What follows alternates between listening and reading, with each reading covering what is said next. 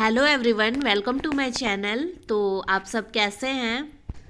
अभी सुबह के 8 बज रहे हैं और आज 8 बजे सुबह से मैं दिवाली की सफाई की तैयारी शुरू कर दी हूँ।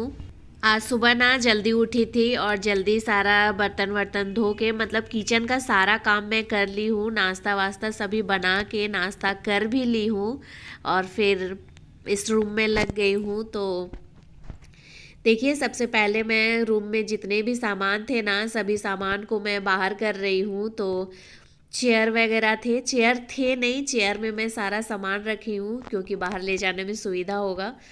तो सारा सामान को मैं बाहर ले जा रही हूँ और सारा सामान बाहर ले जाएंगे ना तो उसमें सुविधा होगा डस्टिंग करने में, क्योंकि जब हम लोग झाड़ेंगे दीवार वगैरह पंखा वगैरह साफ़ करेंगे तो सारा डस्ट इन सभी चीज़ों में उड़ के आ जाएगा।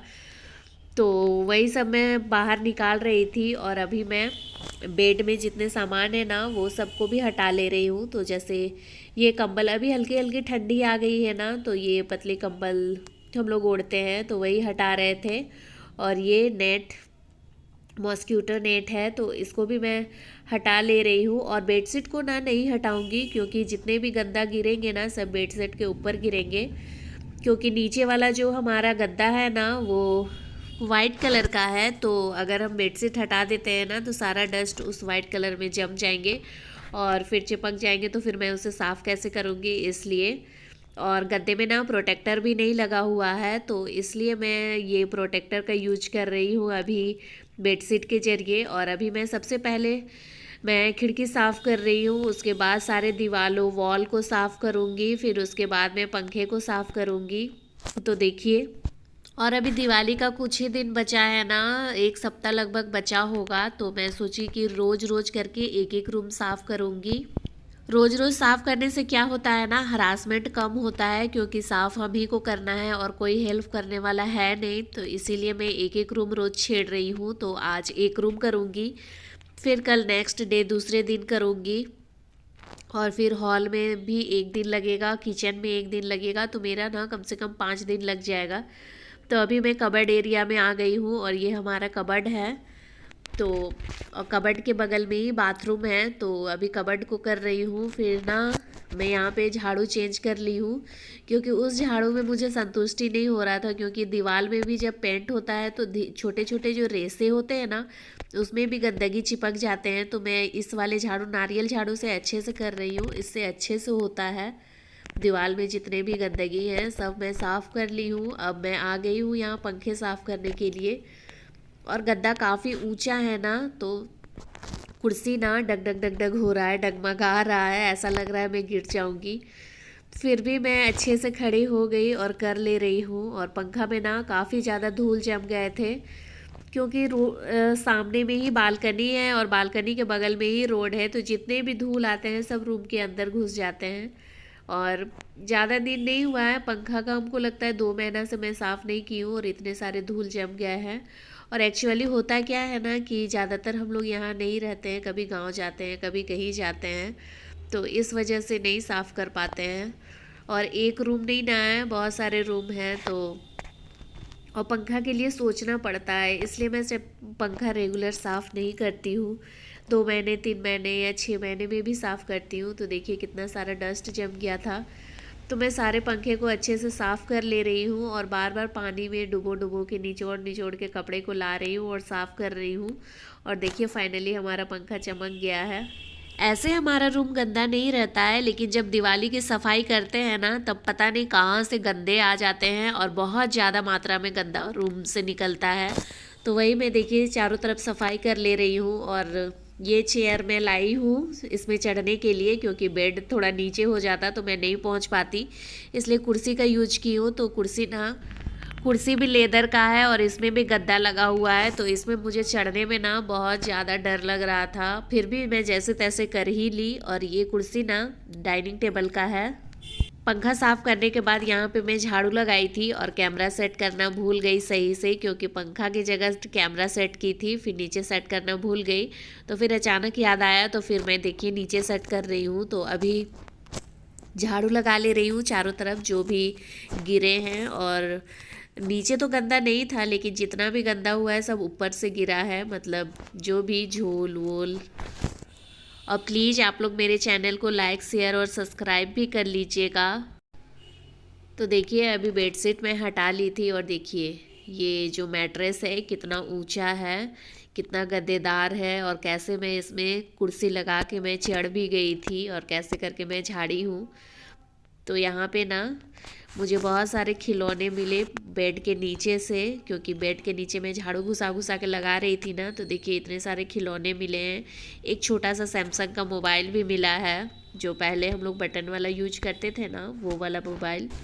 रूम साफ़ करने में ना कोई परेशानी नहीं होती है, लेकिन जब किचन की बारी आएगी ना तो बहुत ज़्यादा परेशानी होगा, क्योंकि किचन में एक एक चीज़ को धोना पड़ता है, जैसे डब्बा वगैरह, एक एक बर्तन, एक एक डब्बा, एक एक चीज़ धोना पड़ता है।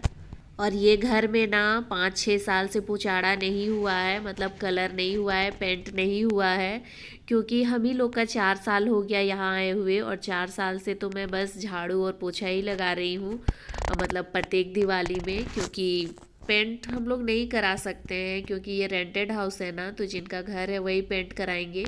और कैसे कराएं, अगर पेंट कराते भी ना तो इतना बड़ा घर में ना 50-60 हज़ार से कम तो लगेगा नहीं, क्योंकि बहुत बड़ा घर है।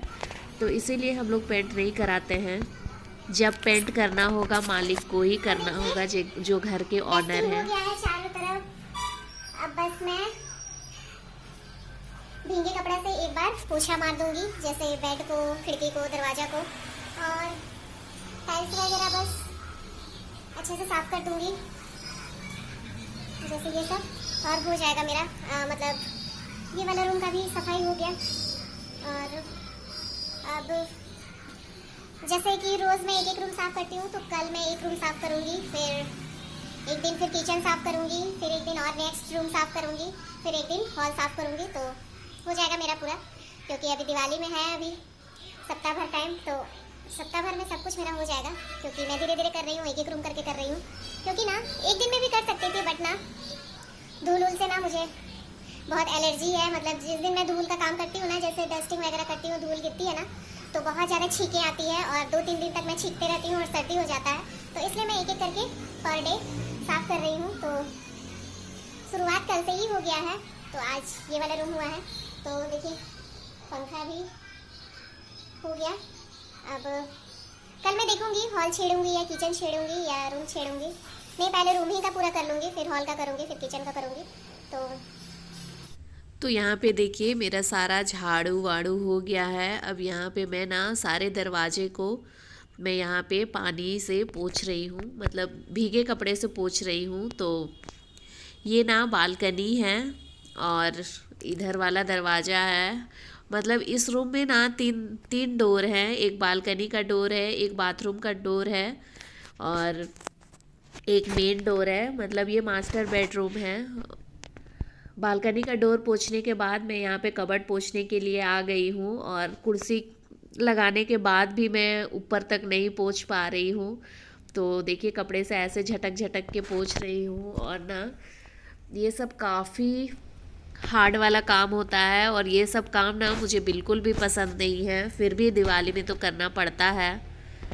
और ये देखिए अभी मैं इसे सही कर रही हूँ। और ये जो डिज़ाइनिंग बना हुआ है ना, इस वजह से ना जब हम लोग बेडशीट को जब लगाते हैं ना तो अच्छे से नहीं आता है। जब हम लोग इसके ऊपर बैठते हैं ना तो पूरा डिज़ाइनिंग बेडशीट के ऊपर छप जाता है।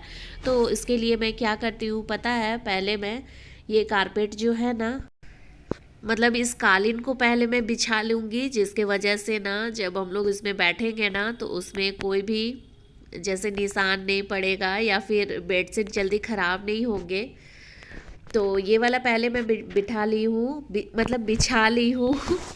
और मैं अभी ना इसके साइज़ का बेडशीट खोज रही थी। ऐसे तो मैं 2-3 बेडशीट धो चुकी हूँ, और एक बेडशीट दूसरे रूम में बिछा हुआ है और एक बेडशीट दूसरे रूम में बिछा हुआ है।